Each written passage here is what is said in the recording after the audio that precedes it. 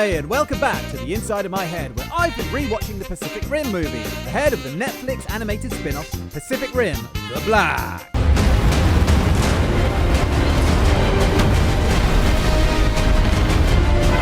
Mr. Normal Person. Last week I recapped the original Guillermo del Toro movie, and now we're going to look at the sequel from 2018. I call it a sequel very loosely because it feels more like a spin-off to me at times, but we'll get back to that shortly. Uprising picks up 10 years after the sealing of the breach at the end of Pacific Rim.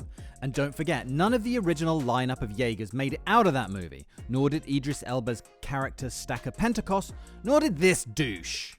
And then what happened to these guys? We never find out. We can deduce that this guy probably isn't dead, or he'd be shown on the memorial wall in this scene later in the movie, but there's not even a single line of dialogue to acknowledge his existence, yet alone his absence. The war against the kaiju has been won, and the world is gradually getting back to normal, apart from a few dilapidated coastal areas. I mean, look at this. It's 10 years later and no one's bothered to move this rotting, festering carcass or this one or this one. I mean, these things must be disease magnets, and they just let them sit out there to cook in the sun. Anyway, we focus in on Idris Elba's son, Jaeger Pentecost, who for some reason he never mentioned before. Not even as he was going to blow himself up. I mean, not even a say goodbye to my son for me, tell my son I love him, or, something, just some sort of mention. Jesus Christ, man. Jake has flunked out of ranger school to go party and scavenges Jaeger parts for a living and sells them to people who want to make their own bootleg Jaegers. Why do they want to make their own Jaegers? Well, I can think of loads of reasons, like real steel fights, giant robot dance-offs. I don't know, really. Anyway, so Jake is scavenging Jaeger parts one day when he meets this girl called Amara and her mini kaiju Scrapper. And what can he do? Well, he can blast out smoke grenades and roll around like Sonic the Hedgehog. Seriously? Yes, November Ajax, seriously. Anything else? Anything? Anybody? Anybody think of anything else? So anyway, Jake and Amara get caught stealing parts by November Ajax. In violation of Code 10, Section 14. And drafted back into pilot school, where we get the obligatory Jaeger roll call at the Shatterdome. And we meet Valor Omega, Titan Redeemer, Bracer Phoenix, which is another 3-pilot setup, Saber Athena, which is supposedly the fastest Jaeger, and obviously looking at the Lambo orange paint job. And lastly, Gypsy Avenger. Now, the Avenger version of Gypsy is now a Mark 6 Jaeger, and looks sleeker and more feminine somehow. Its head is more clearly defined from its shoulders, its waist is smaller, and its shoulders narrower. And I guess this is a visual cue that this iteration of Gypsy is going to be faster and more agile. So back to the roll call, and here is my first point. In the first movie, each of the Jaegers were really distinctive. There's no way you'd get any of these two mixed up. But these guys, and I'm not saying they don't look cool, because they do in their own way, but they don't look as distinctive and kind of blend together in your mind. They don't have the same defining attributes that made the original so vibrant. There's a scene later in the movie where one of the Jaegers gets its head ripped off, and it took me ages to figure out which one it actually was. And this would never have happened in the first movie. The second big thing is that the pilots we focus on are all teenagers. According to this guy, it's because you form stronger drift bonds when you're younger, but it's clearly because the producers wanted to appeal to a younger audience, and by that, I mean sell more toys. Anyway, Marco from the first movie makes an appearance, and now she's working for a shady megacorp, and oh shit, they've brought back budget Christian Slater here, and this guy too. Anyway, he's trying to make a new fuel from kaiju blood so they can blast Jaegers into the sky like rockets. Yeehaw! But this guy thinks that drones are the way to go to guard against any potential kaiju resurgence. I mean, look at these things though. They look like Jaegers made by Apple. What is it, like an eye Jaeger? So there's an unveiling of the drone tech in Sydney when suddenly a rogue Jaeger attacks and they have to take it down. This guy is Obsidian Fury and he's a Mark 7. So he's got shoulder cannons, he's got a glowy spine that can jam transmissions, he's got forearm spikes, forearm rockets, he's got an Iron Man chest laser, and he has double arm mounted chainsaws, which he can also use as anchors to slow himself down. Wait a minute, what about these buildings? Thanks, Obsidian. Thanks so much for destroying our homes and places of work, just to stop yourself from stumbling and falling over. Gypsy Avenger has an upgrade to its ion cannon though, and it's kind of a whip thing that'll pick up a bunch of random shit that's lying around and ball it all up, like particularly cars, and then uses it as a flail to smash into Obsidian's face. Anyway, reinforcements arrive that send Obsidian back to the sea, Godzilla styles. But not before it kills Mako, I don't know how you pronounce that. This first fight is actually quite an entertaining one, but we already see the problem that's going to bug me throughout this movie. Whilst I do accept that this is 10 years later, so the Jaegers would have been enhanced and improved since the last movie, I can't accept that they can get skyscraper-sized steel colossuses to move this fluidly and smoothly, but I'll come back to that point later. And get ready for things to get weird, because this is where it gets weird. So this guy, who's gone up in the world a little since, being just the annoying character number one. So he gets back to his apartment and there's Powered Ballad playing and he takes his jacket off and he starts talking to his wife in the other room or whatever. It's been a long day. So he pours himself a glass of romance and he starts to get into the mood and oh my god, he's in love with the kaiju brain. And then he puts on one of those headsets, like in Demolition Man, the bit I'm talking about, right? And yeah. Whatever you're into, man, I guess. So, I don't judge, but not quite sure what to say here. So Mako managed to get a message out before she died, pointing them to an abandoned base in the Siberian Arctic. So off they go in Gypsy Avenger. Oh, and look, the island just happens to look like a kaiju. Thanks, geology. Seriously? Yes, November. Unfortunately, yes. Anyway, before they can investigate the base, Gypsy is attacked by Obsidian and the fight spills out onto this frozen lake, which can somehow support the weight of 2 of these things. I mean, look here. The ice doesn't even seem to be that thick. But Gypsy Avenger quickly gets the upper hand and rips out Obsidian's power core. Gypsy then rips off Obsidian's face. What the hell is that? To reveal a kaiju brain, but not one from the other universe. Precursors didn't do this. Humans did. One from ours. And I don't know about you, but my money's on the kaiju shagger over here. The Scooby Gang explore inside Obsidian at one point and find kaiju muscle tissue fused to the structure, which is trying to explain how it could move so fast. But regardless, Amara gets kicked out of the pilot program for snooping around inside Obsidian's guts. Then, just as they're being delivered, the drones start sprouting kaiju brains and turning into kaiju Jaeger hybrids. They kill Valor Omega by ripping its head off and blow Titan Redeemer's knees out, and later it gets its head crushed. Before this guy comes out of the supervillain closet and it's a surprise to precisely no one. I'm ending the world. But why would he do this? Well... Maybe I hate you all for treating me like an insignificant little joke of a man. Maybe I shouldn't have called him an annoying comedy sidekick so many times. I mean, that, coupled with the fact that the kaiju brain has probably taken over his personality, plus some undoubted short man syndrome, well, I would say that's probably why. The drones then start reopening the breach, but actually not just one of them, several of them. And finally, some real kaiju, because so far all we've seen is this thing from the flashback. And it's kind of Anyway, this woman manages to hack the drones and explode their dirty kaiju brains, but not before 2 Cat 4s, one codenamed Strikethorn and the other codenamed Hakucha, and one Cat 5 codenamed Raijin, get through the rifts. Then, it turns out that all the kaiju attacks from the first movie weren't random. At the time, they thought the kaijus were just like exterminators, out to wipe out humans so they could take over the planet. But now it turns out that they were all headed for Mount Fuji to throw themselves in. So what was this guy doing in San Francisco? You're going the wrong way. Anyway, yes, they were going to throw themselves into volcanoes.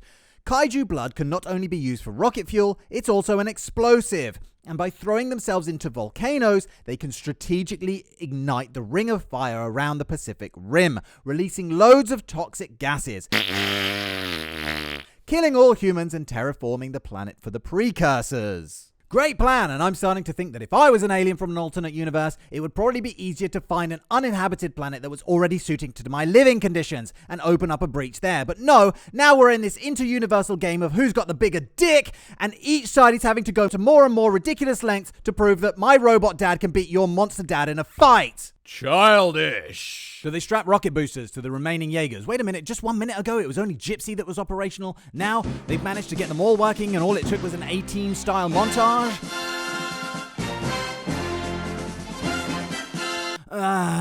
Okay, fine. And because of all the pilots being dead, they put the tweens at the wheel of these things and blast them off like their names were Shirley Space Shuttle. I mean, this is weird on all kinds of levels, but we'll get back to that in a bit. The three kaiju are creating chaos, but Gypsy Avenger, who's inherited Obsidian's double chainswords, Saber Athena, Guardian Bravo, and Bracer Phoenix, who has inherited Titan Redeemer's spikeball arm, gets stuck in, with Saber Athena taking out several floors of collateral damage just to unsheath its swords. Thanks, Athena. Thanks for destroying our homes and livelihoods just to stop yourself from, stumbling over and looking a bit silly. It was bad enough when Obsidian did it, but he's a bad guy. You can't expect him to give a fuck. But what's your excuse? That's another thing. There's a line where the scientist guy says that the population is safely underground, but you're telling me that they'll be protected from this? Or this?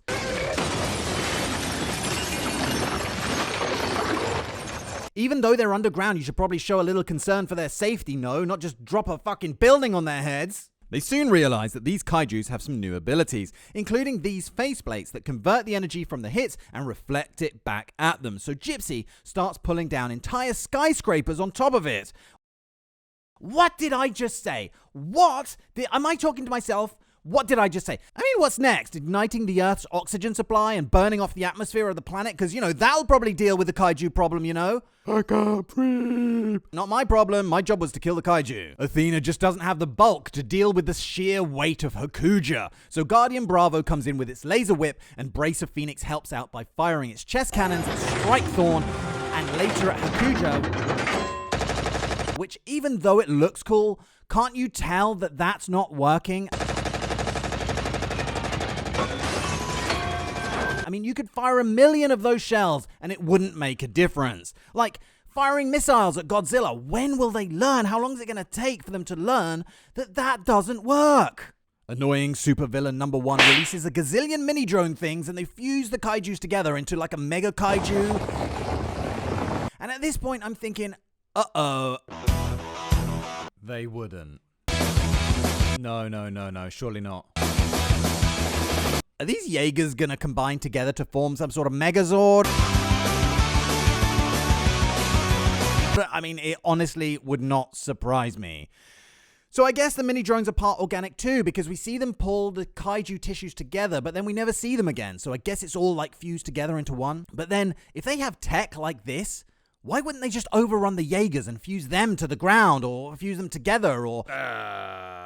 Anyway, the 4 Jaegers are easily brushed aside by this new foe, and Guardian gets swung around like a ragdoll and taken out, and he probably should have recognized that going up against a kaiju that just took out 4 Jaegers by itself was probably a bad idea. They target the Mega Kaiju's backup brains, which seems to work, but they lose Saber Athena and Bracer Phoenix. Spike Ball attack is as much use as a typewriter is to a tortoise, and he gets crippled. So that leaves only Gypsy, and Amara has to take over the helm as the other pilot is injured. I love how this guy is like, I'm going to do the noble thing and eject myself to safety and let a little girl face a very likely certain death.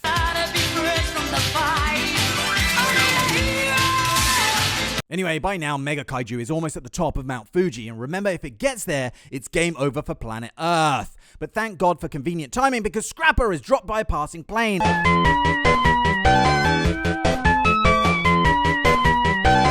And welds a rocket to Gypsy's hand so they can fly up into the air and then drop Gypsy onto the Mega Kaiju like a bullet. And even as I'm reading this back from my notes, I'm thinking, did I write this down wrong? But no, he does. Scrapper welds a rocket to Gypsy's hand so he can...